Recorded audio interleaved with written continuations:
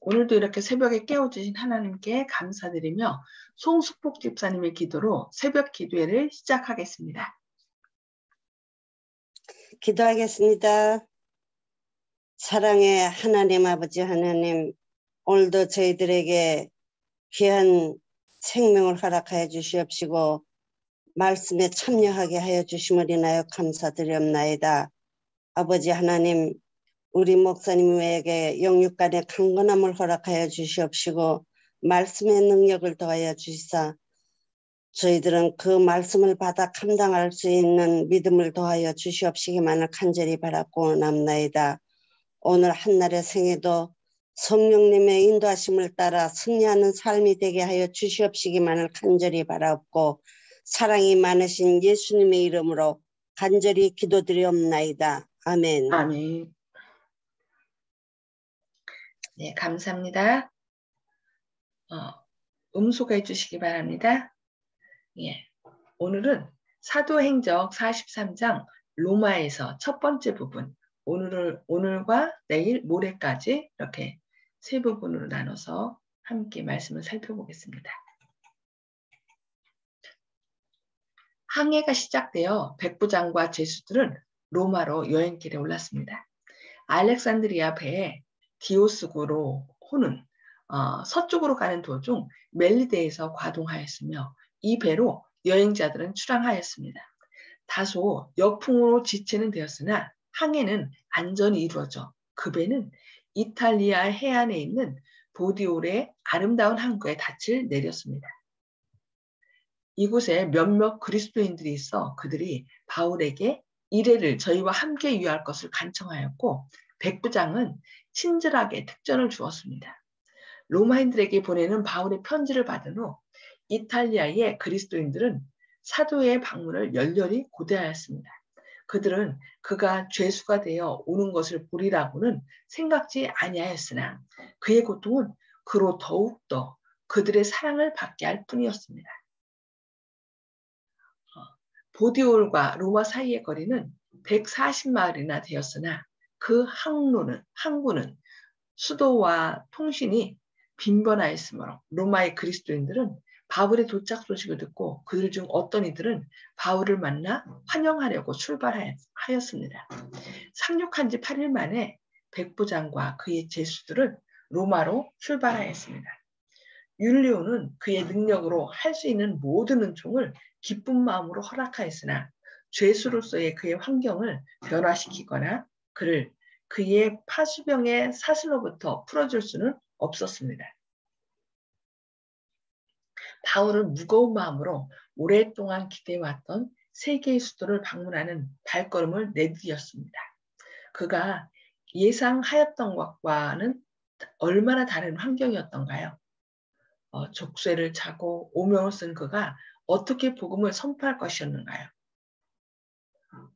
로마에서 많은 영혼들을 진리로 인도하고자 했던 그의 희망은 실망으로 운명지어진 것처럼 보였습니다. 마침내 여행자들은 로마에서 40마일 떨어진 아비오 저자에 도착하였습니다. 그들이 큰 도로에 모인 무리들 사이를 지나갈 때 냉담하게 보이는 죄수들의 무리와 함께 사슬에 매인 백발의 노인은 많은 경멸의 시선을 받았으며 많은 격렬한 조롱의 대상이 되었습니다. 돌연히 기쁨의 부르짖음이 들리고 지나가던 군중 가운데서 한 사람이 나와서 마치 아들이 오래 헤어져 있던 아버지를 환영하듯이 죄수의 목을 안고 눈물을 흘리면서 기뻐하였습니다. 사랑스러운 기대로 눈들이 예민하여진 많은 사람들이 이 사슬에 매인 죄수가 고린도에서 빌립보에서 에베소에서 그들의 생명의 말씀을 전하던 사람임을 분별하였을 때 거듭거듭 이런 광경이 반복되었습니다. 온정이 넘친 제자들이 간절한 마음으로 그들의 복음의 아버지 주위로 모여들자 일행 전체가 정지하게 되었습니다. 군사들은 지체되는 것이 초조했으나 이 즐거운 회합을 방해할 마음은 없었습니다.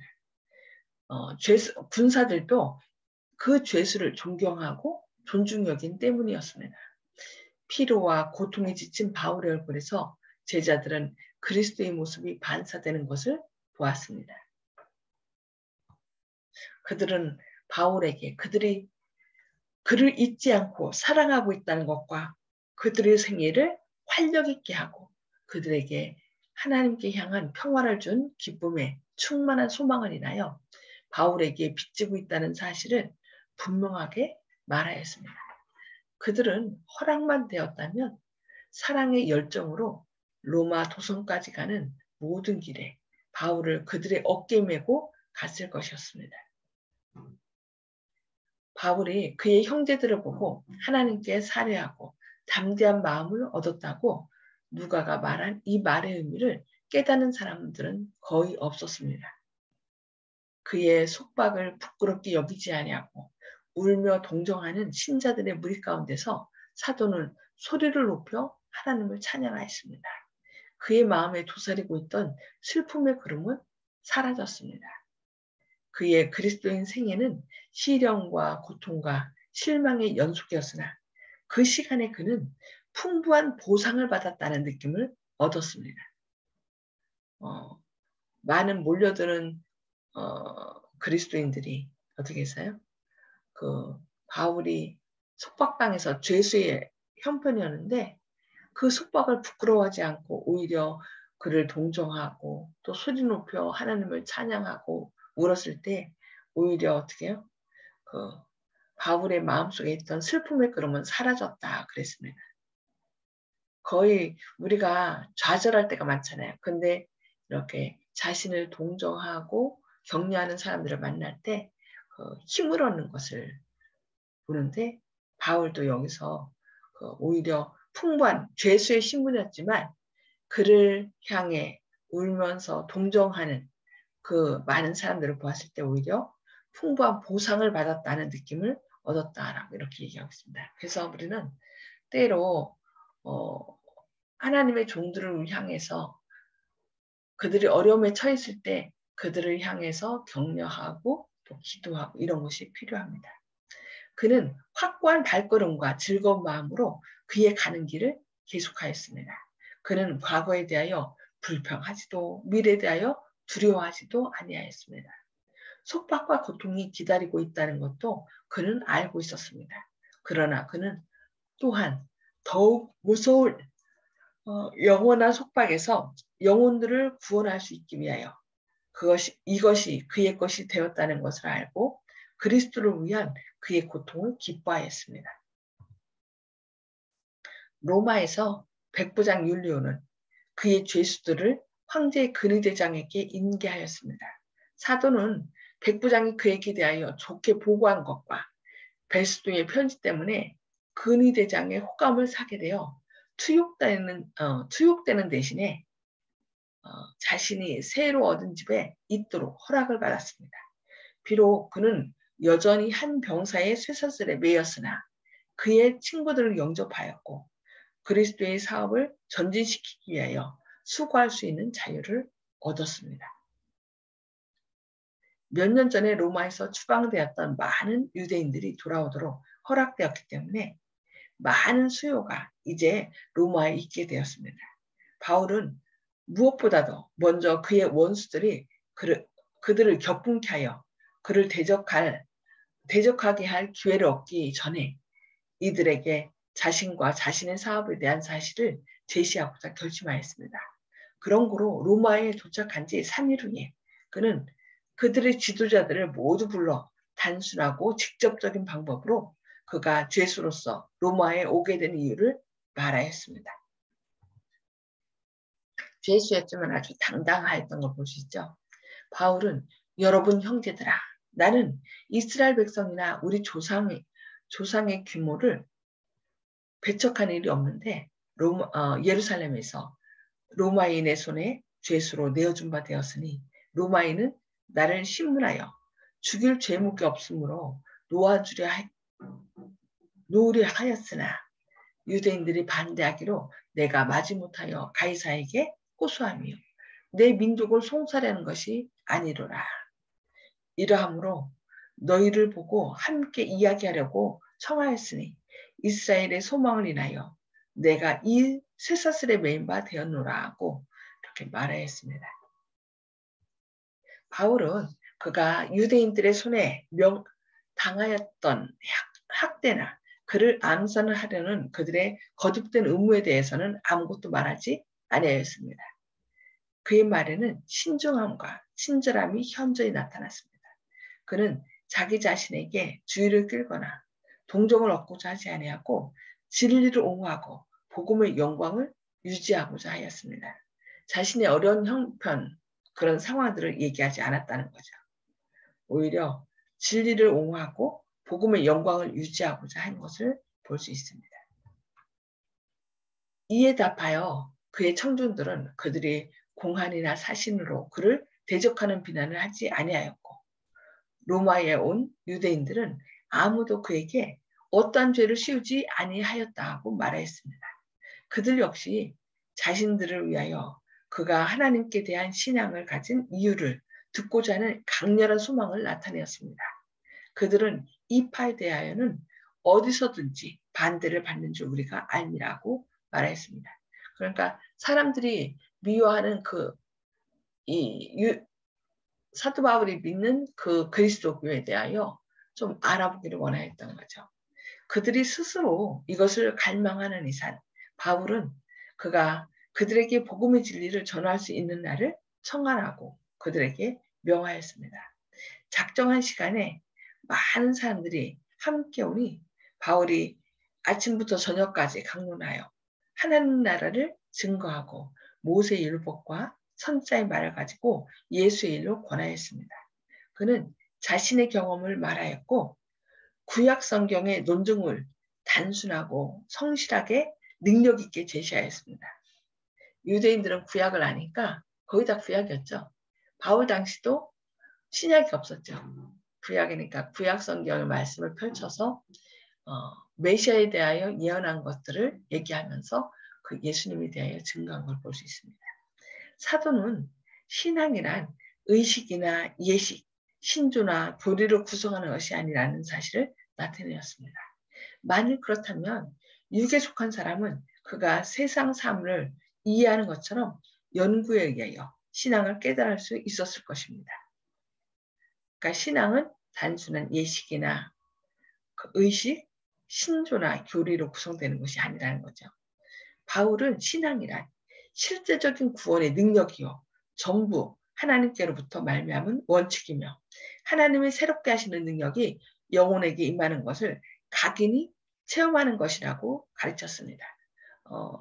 그래서 로마서 1장 16절에 복음을 부끄러워하지 아니하노니 라고 얘기하면서 복음은 모든 믿는 자를 구원하는 하나님의 능력이 됨이라 라고 얘기하고 있습니다. 예, 내가 복음을 부끄러워하지 아니하노니 이 복음은 모든 믿는 자를 구원하시는 하나님의 능력이라. 예, 복음은 단순한 것입니다. 하나님의 능력이에요. 그래서 사람들이 죄 가운데서 허덕이고 고통스러워할 때 우리를 해방하는 죄 가운데서 우리를 자유케 하시는 그 예수 그리스도를 바로 복음이죠. 예수 그리스도를 증거함으로 예수 그리스도의 능력으로 우리가 죄 가운데서 해방될 수 있음을 담대하게 외쳐야 되는 것입니다. 그래서 그 복음은 어떻게 해요? 신앙은 실제적인 구원의 능력이요. 전부 하나님께로 말미암은 원칙이며 하나님의 새롭게 하시는 능력이 영혼에게 임하는 것을 각인이 체험하는 것이라. 이렇게 우리도 사람들에게 가르쳐야 되겠습니다.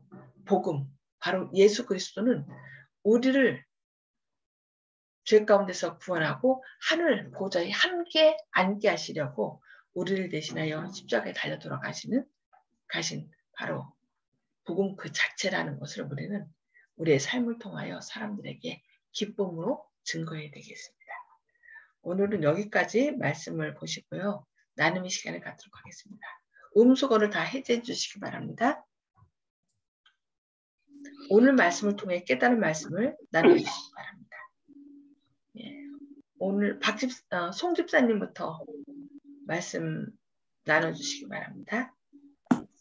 네, 마지막 절에 복음은 실제적인 그 하나님의 능력이라고 하는 그 마지막 절에 많은 감동을 받았습니다. 그리고 바울 선생님이 그 자체가 하나님의 실체를 나타냈다는 데 대해서 또한 감동을 받았습니다. 아멘. 저희도 그런 삶을 살아야 되겠죠. 예. 복음을 실제적으로 증거하는 삶. 말씀이 육신되어 우리 가운데 거하신 예수님. 그냥 말씀 어떤 이론이나 형식이 아니라 사람을 구원하는 그 능력이 되신 예수님을 바로 우리가 증거해야 될 것 같습니다. 네, 감사합니다. 허원의 장로님 말씀 나눠주시기 바랍니다. 예, 바울이 로마에서 자기 로마에 잡혀온 것에 대해서 변명할 때 이스라엘 백성들이 자기를 죽이라고 하고 학대한 것에 대해서 전혀 얘기를 하지 않았습니다. 그걸 얘기를 했다면 이스라엘 백성들의 형편이 얼마나 힘들어졌습니까? 참 바울의 사랑의 정신을 깨달았습니다. 이스라엘 백성들을 잘 얘기를 해요. 예, 그래서 우리가 자꾸 어려운 점만이 아니라 하나님이 나한테 어떻게 역사하셨는지 그 간증을 얘기하는 것이 중요하겠죠. 때로 우리가 자꾸 다른 종교에 안 좋은 점을 이렇게 얘기하는데 그렇게만 오히려 반감만 살 수 있거든요. 그들은 같은 편이기 때문에. 그래서 그런 안 좋은 점보다는 좀 좋은 것들 얘기하고 또 하나님이 실제로 나한테 역사하셨던 그런 것을 간증하면서 전하는 것이 참으로 필요한 것 같습니다. 네, 감사합니다. 조영식 집사님 말씀 나눠주시기 바랍니다. 예, 바울 선생께서 그리스도인의 생애는 시련과 고통과 실망의 연속이었으나 라는 그 구절이 오늘 있었는데요. 또한 확고한 발걸음과 즐거운 마음으로 그의 가는 길을 계속하였다는 구절도 따라서 있었기 때문에 속박과 고통이 기다리고 있다는 것도 그는 알고 있었다. 이렇게 마무리가 되는데 그리스도인의 길은 외부에서 볼 때는 별로 그렇게 재밌는 길은 아니고 힘든 길이지만은 주님을 생각하는 자한테는 고통이 아니라고 즐거운 길이라고 이렇게 생각할 수 있다고 다시 한번 깨닫고 이거는 그리스도인이 이제 알 수 있는 그 기쁨이기 때문에 세상 사람들은 그리스도인이 참 바보같이 산다 이렇게 얘기를 하는데 그런 말에 흔들리지 말고 더 믿음을 정진해야 되겠다 하는 생각을 합니다. 아멘. 아멘. 네, 감사합니다. 예. 어려움 속에서도 오히려 믿음이 있기 때문에 즐거워하고 기뻐할 수 있는 그런 삶을 우리가 좀 살아야 될 것 같습니다. 네, 윤 장로님 말씀 나눠주시기 바랍니다.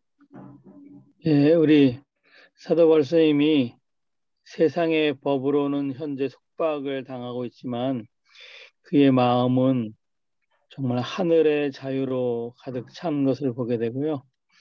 그가 한 말 가운데 나는 이스라엘의 소망을 위하여 쇠사슬에 매였다 이렇게 되어 있는데 이스라엘 백성을 구원하기 위하여 그가 이렇게 자청한 것들을 보게 되는데 맨 마지막에 한 말씀 가운데 우리가 이제 하나님의 새롭게 하시는 능력을 늘 체험하면서 우리가 정말 이 세상에서는 정말 어렵게 살 수도 있고 환난을 당할 수도 있지만 우리 마음 가운데는 늘 하늘을 향한 기쁨과 하늘에 대한 하늘의 자유인으로서 생활했으면 좋겠습니다. 아멘. 네, 감사합니다. 네. 하늘의 소망이 우리를 더 기쁨 가운데로 인도하겠죠? 네, 감사합니다. 여기 보면은 그의 속박을 부끄럽게 여기지 아니하고 울며 동정하는 신자들의 무리 가운데서 사도는 소리를 높여 하나님을 찬양하였다. 그의 마음에 도사리고 있던 슬픔의 구름은 사라졌다는 말씀.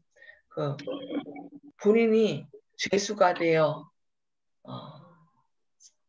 쇠사슬에 묶인 채로 가장 안 좋은 상황으로 이렇게 가고 있지만 오히려 그것을 부끄럽게 여기지 아니한 신자들의 무리로 인하여 오히려 하나님을 찬양함으로 또 슬픔의 구름은 사라졌다고 그랬는데 혹시 이제 앞으로 이제 환난과 핍박이 많이 닥칠 건데 어떤 어려움 가운데 있는 지도자들이나 성도님들을 볼 때 그들을 부끄러워하지 말고 우리가 그들을 동정할 때 오히려 그가 하나님을 찬양하고 또 슬픔에서 벗어날 수 있다는 것을 우리가 생각하면서 더 믿음으로 더 어려운 가운데 있는 사람들을 격려하고 힘을 주는 그런 기도하는 저희의 삶이 되기를 원합니다. 네, 여러분들도 말씀을 들으시는 모든 분들도 그런 삶을 살기를 바라시면서 기도하시겠습니다. 하늘에 계셔서 저희를 사랑하신 아버지, 오늘도 이렇게 새벽에 깨워주시고 또 로마에 도착하여 복음을 증거한 또 바울에 대하여 말씀을 배우게 하시니 감사합니다. 주님, 죄인이 몸이 되어 끌려가는 중에도 그를 부끄러워하지 않고 또 동정하며 우는 사람들로 인하여 주님을 찬양하며 또 힘을 얻은 절망 가운데서 기쁨을 얻은 사도 바울처럼 저희도 혹 절망 가운데 있는 성도님들이나 지도자들이 있다면 그들을 동정하고 위하여 기도함으로 그들에게 힘을 실어주는 저희의 삶이 되게 하여 주시옵소서. 우리는 한 공동체, 하늘 백성임을 늘 기억하는 가운데 부끄러워하는 대신에 또 그들을 위로하고 또 우리가 혹 어려움에 처했다 할지라도 그것은 부끄러움이 아니요 복음을 위하여 헌신하고 있는 것임을 기억하고 더 끝까지 참고 견디는 저희의 삶이 되게 하여 주옵소서. 복음은 모든 믿는 자를 구원하는 하나님의 능력이라 했습니다. 오늘 또 저희가 어떤 이론적이고 형식적인 것보다 우리를 절망 가운데서 일으켜 세워주시는 주님이 계심을 믿고 그 복음의 능력으로 인하여 힘을 내는 오늘 하루 되게 하여 주옵소서. 오늘도 선한 길로 인도하시고 모든 일들 가운데 주님의 영광을 드러내는 하늘 백성들도록 저희 안에 친히 역사하시고 연약함을 주님의 강건함으로 바꿔주셨길 바라오며 예수님의 이름으로 간절히 기도드리옵니다. 아멘. 아멘. 감사합니다. 오늘도 주님의 능력을 의지하여 연약함이 오히려 하나님의 강건함을 힘 있는 그런 시간 되시기를 바랍니다. 감사합니다. 아멘.